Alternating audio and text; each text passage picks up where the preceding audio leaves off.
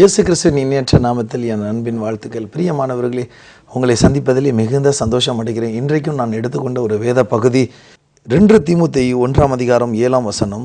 தேவன் நமக்கு பயமுள்ள ஆவியை கொடாமல் பலமும் அன்பும் தெளிந்த புத்தியும் உள்ள ஆவியை கொடுத்திருக்கிறார். தேவன் நமக்கு பயமுள்ள ஆவியை கொடாமல் பலமும் அன்பும் தெளிந்த புத்தியுள்ள ஆவியையே கொடுத்திருக்கிறார். பிரியமானவர்களே, நான் 2 வாரங்களுக்கு முன்பதாகவே நான் பயத்தை குறித்து நான் உங்களோடு பகிர்ந்து கொண்டிருந்தேன். இப்பொழுதும் தேவன் நம்மை குறித்து இந்த பயத்துக்கு பின்பாக ஒரு பயத்தின் ஆவி இருக்கிறது. ஆகவே இந்த பயத்தின் ஆவியை நாம் விட்டு விலகுவதற்கு என்ன செய்ய வேண்டும் என்று நம்மளை தேவன் உற்சாகப்படுத்துகிறார். இந்த வசனத்திலே தேவன் சொல்லுகிறார், தேவன் நமக்கு பயமுள்ள ஆவியை கொடுக்கவில்லை. ஆகவேதான் ஒரு மனிதன் பயந்து கொண்டு இருக்கிறான் என்று சொன்னால் அந்த மனிதனிடத்தில் தேவன் கொடுத்த பய ஆவி இல்லை. தேவன் பய ஆவியை கொடுக்கவில்லை.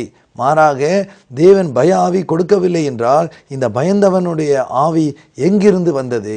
இது தீய ஆவியின் பிசாசினால் சத்ருவினால் கொண்டு வரப்பட்டுள்ள இந்த பய ஆவி. ஆகவே தான் தேவன் சொல்கிறார், தேவன் பயமுள்ள ஆவியை கொடாமல் பலனும் அன்பும் கொண்டுள்ள தெளிந்த புத்தியுள்ள ஆவியையே கொடுத்திருக்கிறார். தெளிந்த புத்தியுள்ள ஆவி. தேவன் சொல்லுகிற காரியங்கள் தெளிவான காரியங்கமாக இருக்கும். தேவன் கொடுக்கிற அவருடைய பரிசுத்த ஆவியானவர், தேவன் நம் மீது கொடுத்திருக்கிற அந்த பரிசுத்த ஆவியானவர் நம்ம எடுக்கிற ஒவ்வொரு காரியமும் தெளிந்த காரியமாக இருக்கும். சில நேரத்தில் நம்ம எடுத்திருக்கிற முயற்சிகள் பலவீனமாக இருக்கும், சோர்வாக இருக்கும். சில நேரத்தில் நம்ம எடுத்திருக்கிற காரியங்களை நம்ம நடத்தும் பொழுது நமக்கு பயமாக இருக்கும். ஆகவே தான் நீங்கள் மிகவும் எச்சரிக்கையாக அறிந்து கொள்ள வேண்டியது தெளிந்த புத்தி. வேதம் சொல்லுகிறது, தெளிந்த புத்தியுள்ள ஆவியை நமக்கு கொடுத்திருக்கிறார். ஹல்லேலூயா! எவ்வளோ ஒரு சந்தோஷமான நமது ஒரு வசனத்தை தேவன் நமக்கு காமிக்கிறார். நமக்கு பாருங்க, தெளிந்த புத்தியுள்ள ஆவியை கொடுத்திருக்கிறார். ஒரு தெளிவு இருக்கிறது. பரிசுத்த ஆவியானவர் நம்ம இடத்துல வந்து இறங்கும் பொழுது, நம்மோடு குடிகொண்டு இருக்கும் போது, நமக்குள் வாசமா இருக்கும் பொழுது அவர் தெளிந்த புத்தியுள்ள ஆவியை கொடுத்திருக்கிறார். அவர் பயமுள்ள ஆவியை கொடுக்கவில்லை. அவர் பயத்தின் உள்ள ஆவியை நமக்கு கொடுக்காதபடினால் நமக்கு தெளிந்த புத்தியுள்ள ஒரு ஆவியை தேவன் கொடுத்திருக்கிறார். அப்போஸ்தலனாகிய பேதுரு அவர்கள் அன்று இரவு அந்த இயேசு கிறிஸ்துவை சிறையில் அறைவதற்கு முந்தின நாள் அவரை பிடித்து கொண்டு போய்கின்ற நேரத்திலே பேதுரு ஓடி ஒளிந்தார். ஒரு வேலைக்காரி பெண் வந்து, நீ இன்னும் அந்த ஒரு கூட்டத்தில் ஒருவன் அல்லவா என்று கேட்டதுக்கு பேதுரு என்னவாக சொன்னார்? நான் அந்த மனுஷனை அறியேன் என்று அவர் புறக்கணித்தது மாத்திரமில்லை, அந்த மனுஷனை சபித்தார். ஆகவே அவனிடத்தில் அந்த நேரத்தில் பய ஆவி ஆட்கொண்டது. மரண பயத்தின் ஆவி அவனை ஆட்கொண்டிருந்தது. ஆகவே தான் பேதுரு சொல்கிறார், நான் அவரை அறியேன் என்று சொன்னார். காரணம், ஒரு மனிதனுடைய உள்ளத்திலே பய ஆவி வந்திருக்கும் பொழுது அவன் மிகுந்த பாரப்பட்டு அந்த பயத்தினால் அவன் செய்கிற காரியங்கள் எல்லாம் தவறுகிறது. அவன் சத்தியமுள்ள கடவுளை, அந்த சத்தியவான் நாதனாகிய தேவனை அவன் புறக்கணித்தார். காரணம் ஏன்? பயமுள்ள ஆவி. ஒரு மனிதனுடைய உள்ளத்தில் பயமுள்ள ஆவி இருக்கும் பொழுது அவன் தேவனுக்கு சாட்சியாய் வாழ முடியாது, தேவனுக்கு பிரமாணிக்கமாய் வாழ முடியாது, அவன் தேவனுக்கு பரிசுத்தமாய் நிற்க முடியாது, அவன் தேவனுக்கு உண்மையும் உத்தமமாய் இருக்க முடியாது. காரணம், பயமுள்ள ஆவி அவனை ஆட்கொண்டிருக்கும் பொழுது அவன் தேவனை துதிக்க முடியாது, ஜெபிக்க முடியாது, தேவனோடு உறவாடுதல் இல்லை, தேவனோடு ஒரு துண்டிக்கப்பட்ட நிலைமையில் இருக்கிறோம். ஆகவே தான் வேதம் சொல்லுகிறது, நமக்கு பயமுள்ள ஆவியை கொடாமல் நமக்கு பலனும் அன்பும் தெளிந்த புத்தியும் உள்ள ஆவியையே கொடுத்திருக்கிறார். ஹல்லேலூயா! நம்மளை இந்த காலை நிகழ்ச்சியை பார்த்து கொண்டிருக்கிறேன். இந்த காலை வேளையில் என்னோடு இணைந்து வேத வசனத்தை நீங்கள் கேட்டுக்கொண்டிருக்கிற அருமையான சகோதரனே, சகோதரியை நான் உங்களுக்கு ஒரு நினைவூட்ட விரும்புகிறேன். நீங்கள் பெற்றிருக்கிற ஆவி பயமுள்ள ஆவி அல்ல. உங்களுக்கு கொடுத்திருக்கிற தேவனுடைய ஆவி அன்பும் பலனும் மீண்டுமாக நமக்கு என்ன கொடுத்திருக்கிறார்? அந்த தெளிந்த புத்தியுள்ள ஆவியை கொடுத்திருக்கிறார். தெளிந்த புத்தியுள்ள ஆவியை. இந்த பேதுரு மரித்த பொழுது அவன் பயப்படுகிற அந்த ஆவி அவனை ஆட்கொண்டிருந்தது. அந்த பயத்தின் ஆவி அவனை ஆட்கொண்டிருந்தது. அவனுக்கு எப்படியாவது இந்த மரணத்தை விட்டு தப்பித்து கொள்ள வேண்டும் என்று நினைத்து சத்தியநாதனாகிய இயேசு கிறிஸ்துவை புறக்கணித்தார். சத்தியமுள்ள தேவனை புறக்கணித்தார். காரணம், அந்த பயத்தின் ஆவி அவனை ஆட்கொண்டிருந்தது. அந்த பயத்தின் ஆவி ஆட்கொண்டிருந்த மாத்திரத்திலே அவன் தேவனை விட்டு புறக்கணித்திருந்தான். பிரியமானவர்களே, நீங்களும் நானும் தேவன் நமக்கு அருளின ஆவி பயத்தின் ஆவி அல்ல, தெளிந்த புத்தியுள்ள ஆவி, அன்பு உள்ள ஆவி, பலன் உள்ள ஆவி. அந்த ஆவி நம்மளை உற்சாகப்படுத்தும், நம்மளை பலப்படுத்தும், நம்மளை பரிசுத்தப்படுத்தும், நம்மளை உண்மையிலே நிலைத்து இருக்க செய்யும், நம்மளை நீதிக்கும் நேர்மைக்கும் கீழ்ப்படுகிற பிள்ளைகளாய் மாற்றி போடும். அந்த ஆவி நமக்குள் வாசமாக இருந்தால் தேவன் விரும்புகிற காரியங்களை செய்வோம், தேவனுக்கு சாட்சியாக இருப்போம், தேவனுக்கு உண்மையாக இருப்போம், தேவனுக்கு உத்தமனாயிருப்போம். ஆனால் நாட்கள் கடந்தன. 2 மாதங்களுக்குள்ளாக 50வது நாள் பெந்தகோஸ்தே என்னும் பரிசுத்த ஆவியின் நாளிலே அந்த பரிசுத்த ஆவியை பெற்றுக்கொண்ட மாத்திரத்தில் பேதுரு வேறு ஒரு மனுஷனாக மாறினான். எப்படி மாறினான்? பேதுரு அந்த பரிசுத்த ஆவியை பெற்றுக்கொண்ட மாத்திரத்திலே அவன் பலவானாய் ஆகினான். பலவானாய் எப்படி ஆகினான்? அவன் எந்த ஒரு பெண்மணிக்கு அவன் பயப்பட்டு தேவனை புறக்கணித்தானோ, இப்பொழுது தைரியமாக அந்த மேடையின் மேல் ஏறி அநேக யூதர்கள் மத்தியிலே அவன் தேவனுக்கு சாட்சியாய் எழுந்து நின்று உரைத்தான், இயேசு கிறிஸ்து ஆண்டவர். ஹல்லேலூயா.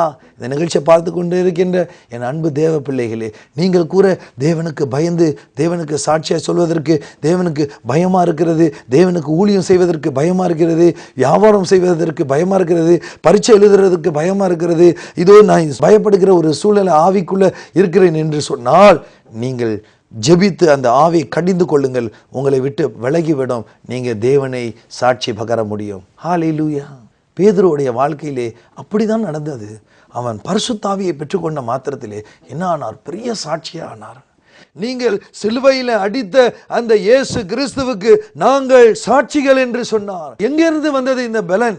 எங்கிருந்து இந்த பயம் மறைந்தது? காரணம் கேட்டால் அந்த ஆவியானவருடைய அந்த பலத்தினாலே இவர் தைரியமாய் தேவனுக்கு சாட்சியாக நின்றார். ஆகவேதான் அநேக யூதர்கள் தொடப்பட்டார். அநேக பேர் தொடப்பட்டு 3000 பேர் முதல் நாளில் ஞானசானம் பெற்றார்கள் என்று வேதத்தில் திட்டமும் தெளிவுமாய் எழுதப்பட்டுள்ளது. பிரியமானவர்களே, நிகழ்ச்சியை கேட்டிருக்கிற நீங்கள் பயமுள்ள ஆவியை பெறவில்லை. நீங்கள் உண்மையான காரியத்தை செய்வதற்கு பயமாக இருக்கிறீர்களா? ஒருவேளை நீங்கள் இந்த தொழில் வியாபாரம் நடத்துவதற்கு, இந்த ஊழியம் செய்வதற்கு, இன்னும் இந்த பிஸ்னஸ் நடத்துவதற்கு எனக்கு பயமாக இருக்கிறதா? நீங்கள் முழங்கால் படியிட்டு ஜெபியுங்கள். தேவனே எனக்கு பயமுள்ள ஆவியை கொடுக்கவில்லை என்று அறிக்கை செய்யுங்கள். தேவனே எனக்கு பயமுள்ள ஆவியை கொடுக்கவில்லை, அன்பும் பலனும் தெளிந்த புத்தியுள்ள ஆவியை கொடுத்திருக்கிறார் என்று நீங்கள் தைரியமாக நீங்கள் தெளிவாக நீங்கள் அந்த ஜெபிக்கும் பொழுது உங்களுக்குள்ள அந்த அன்பு பலனாகிய தெளிந்த ஆவி வந்து தங்குவார். ஹல்லேலூயா. ஒரு சில பேர் சின்ன வயசாக இருப்பார்கள், பெரிய காரியங்களை செய்வார்கள். ஒரு சில பேர் பெரிய அதிகாரிகளாக இருப்பார்கள், பெரிய செல்வந்தராக இருப்பார்கள், சின்ன காரியம் கூட செய்வதற்கு பயம். சிலர் ஆலயத்துக்கு போவதற்கு பயம். ஏன் என்று கேட்டால் மற்றவர்களோடு இணைந்து இருப்பதற்கு அவர்களுக்கு பயம். காரணம் ஏன்?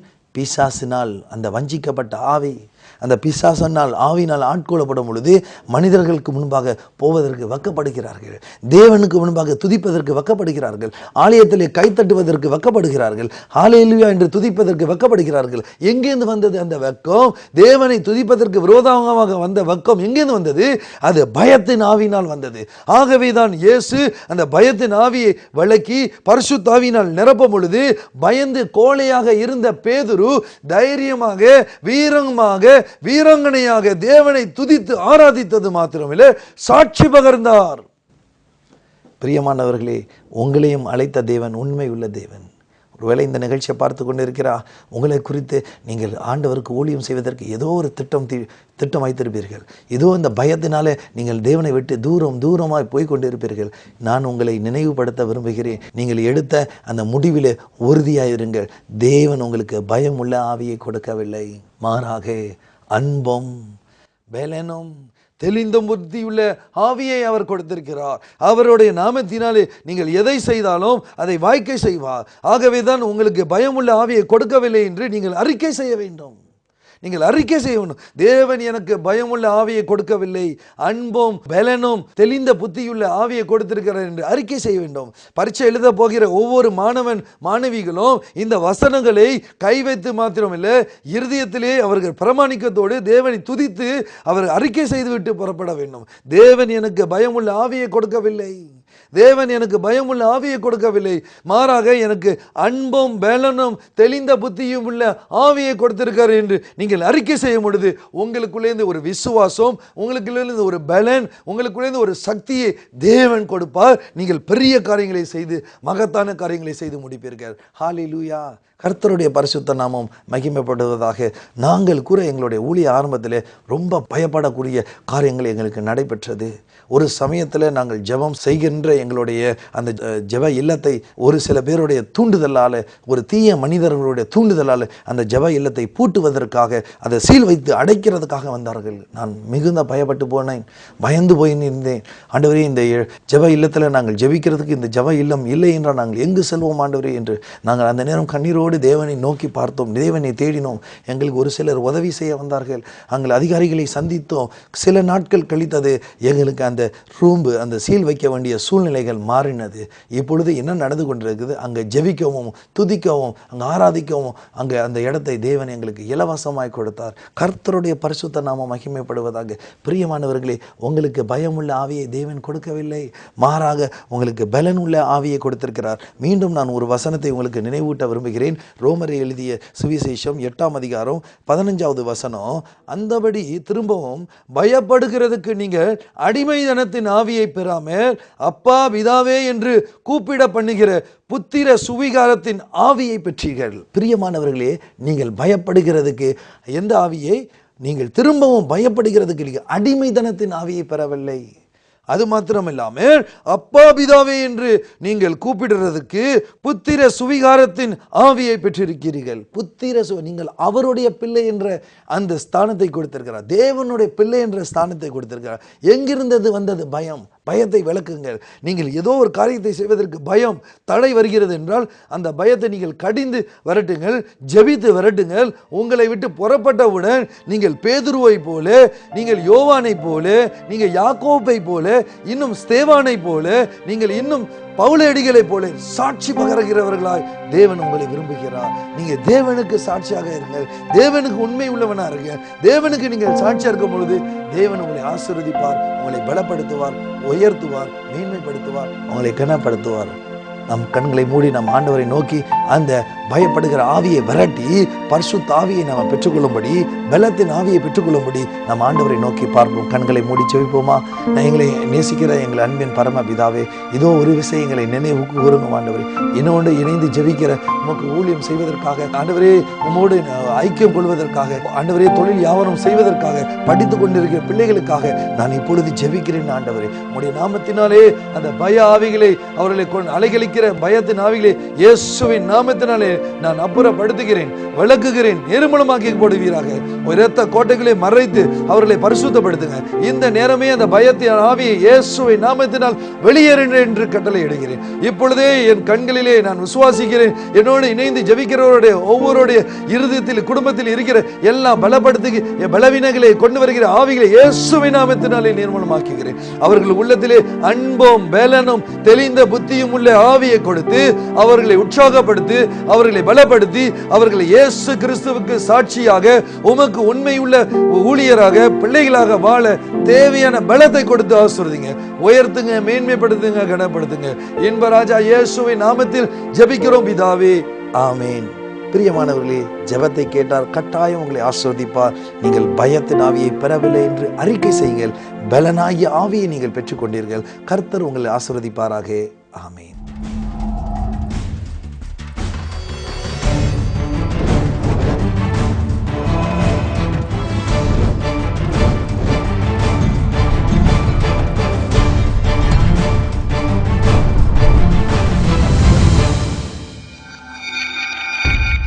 அன்பானவர்களே, எங்கள் ஊழியத்தின் வாயிலாக மாதந்தோறும் எழுப்புதல் நற்செய்தி கூட்டங்கள், முழு இரவு ஜெபங்கள், வாலிபர் நற்செய்தி கூட்டங்கள் மற்றும் வெள்ளிதோறும் உபவாச கூட்டங்களும் நடைபெறுகிறது. உங்கள் ஜெப தேவைகளுக்கும் மேலும் ஆலோசனைகளுக்கும் நீங்கள் எங்களோடு தொடர்பு கொள்ள வேண்டிய முகவரி: சுவிசேஷகர் சகோதரன் ஆல்பர்ட், தொலைபேசி எண் 009595141425, இமெயில் albert@stun